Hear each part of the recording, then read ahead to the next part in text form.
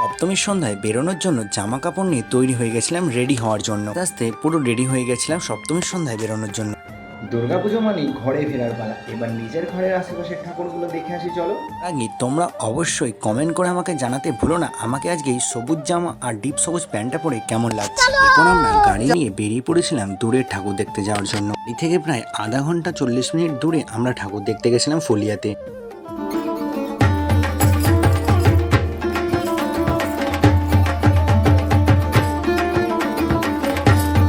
একটা পুজো মণ্ডপে ঠাকুর দেখা হয়ে গেলে আমরা চলে এসেছিলাম পরবর্তী পুজো মণ্ডপে ঠাকুর দেখার জন্য। এরপর আমরা এসেছিলাম সাহাপাড়া বুড়ো বারোয়ারি ঠাকুরটা দেখার জন্য।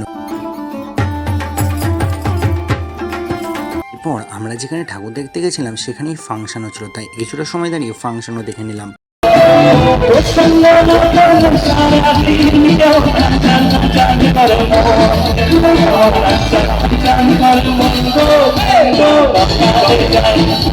একটা দোকান থেকে ফুচকা খেয়ে আর লাস্ট ঠাকুরটা দেখে রাত প্রায় 12:30 নাগাদ আমরা বাড়ি ফিরে এলাম। ভিডিও ভালো লাগলে একটা লাইক করতে ভুলো না।